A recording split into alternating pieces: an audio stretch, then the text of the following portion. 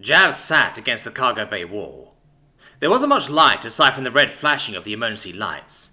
He held his arm, which had been injured in the attack. He checked the display of the bay. Most of the ship's functions were now offline, as expected.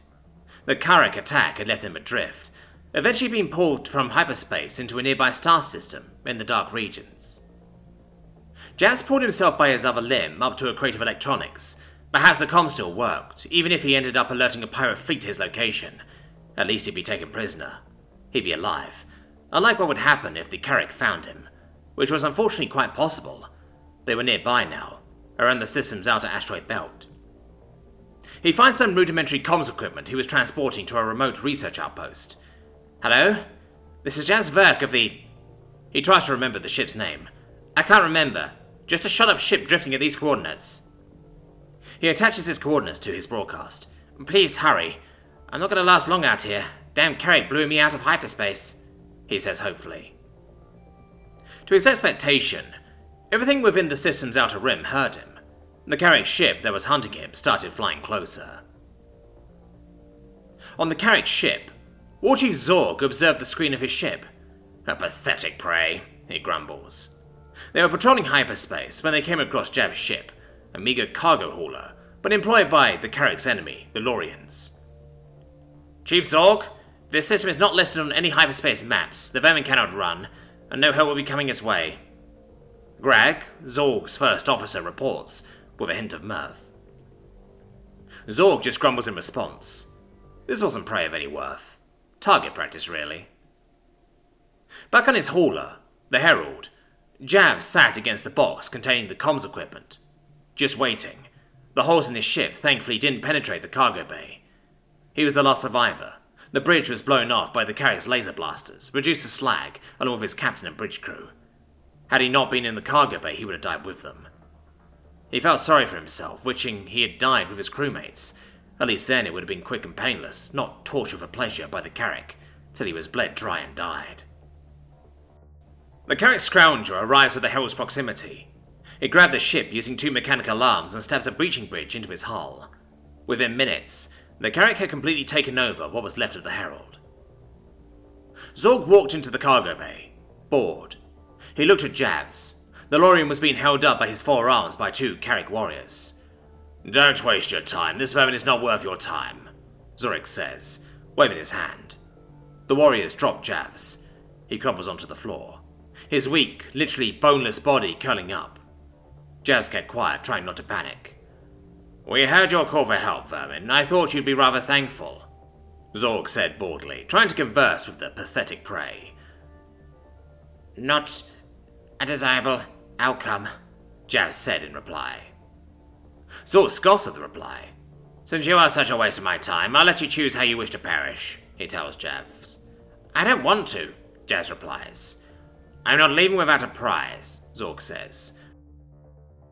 You're not leaving here alive, Javs tells the Carrick. Zorg narrowed his focus on the Lorian. Who are you to threaten me, vermin? He asked. No one but us heard your pleas. This system is uncharted. None of us know what else might have hurt us, Javs said. The prospect did intrigue the Carrick.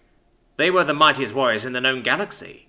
A new piece of territory might be a nice addition to his resume to present to the higher warlords. So what? We, the mighty, are the most advanced species in the galaxy. We are literally invincible. No other weapons can melt through our armor and shields, Zorg monologues out of boredom. Who could stand against us, much less a race from the dark regions, he grumbled. Chief? Greg contacted Zorg. What? Zorg asked.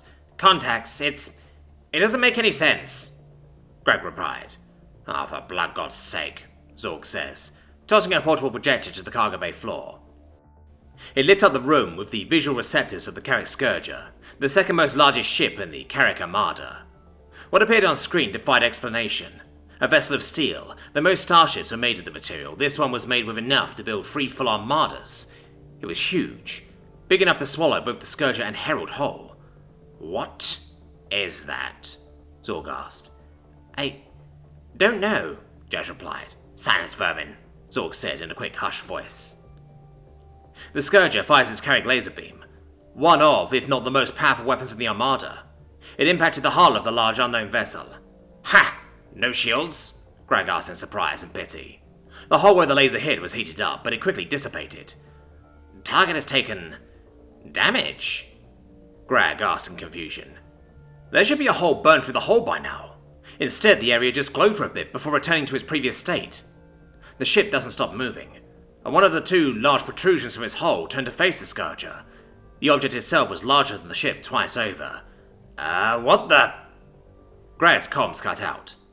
The ship had fired, and the protrusion glowed purple before a projectile so fast it could catch up to a racing ship in hyperspace shot through the Scourger in one shot. The entire ship was torn to oblivion, most of it reduced to plasma. The only remains being the mechanical arm still anchored to the Herald. No, Zorg said in disbelief. The second strongest ship class in the Armada was annihilated in one shot, as if the shores weren't even up. The massive ship then opened up. The Herald felt a strong shudder as something grabbed it. The massive ship then swallowed the Herald whole. Warriors, prepare yourselves for a glorious fight, Zorg said, rousing his men. Finally, a worthy opponent. Our battle will be legendary, he roars, as the cargo bay was cut open. The carrots charge out, shouting in glee, and several loud explosions were heard. Then silence. Javs looked up from his cover, stepping out into plain view. Several lasers then hit his body. He tensed up for a second, expecting to be vaporized then and there, but he wasn't. Jazz looked down and saw the lasers on his body, but they didn't cut through. Huh? He asked himself, as several dark, ominous figures stepped through, kicking aside the bodies of the Carrack, the deadliest warriors in the galaxy. Just kicked aside like unwanted trash. Jazz looked up at the figures who had recently dethroned the Carrack's scariest species position. The creatures looked almost mechanical in nature, yet organic in movement. They had what Javs could make out to be some sort of projectile weapon. Laser, perhaps. The lasers that confusingly didn't kill him were being emitted from the side of the weapons, after all, but there was a larger bore where the laser should be coming from. A Carrack warrior shifts and groans, trying to pick up his laser rifle. One of the figures sees this and points his weapon at the Carrack, the laser touching it, but not harming it like Javs, before a bright flash burst forth from the bore. The Carrack's head exploded, showering the creature in purple blood. Slug throwers, Javs stammered, his translator registering his stutter and fear. The creatures returned their attention to Javs, the lasers all grouped around his chest and head. Zorg groaned as he lifted himself up near Javs, the creature's weapons quickly training them on the Warchief, blindingly fast too. Zorg held his arms up, the universal signal of surrender. You are now prisoners of the Martian Confederate Republic, the lead creature boomed his voice. Javs and Zorg's translators overheating from the volume. Resist and you will die, it boomed, as both Javs and Zorg lost consciousness. The atmosphere of the bigger ship had leaked in. Naturally, it was alien to the two, and had knocked them out as the creatures surrounded them. The last thing they see before drifting off was the face of the creatures, a thing of nightmares, with piercing brown eyes.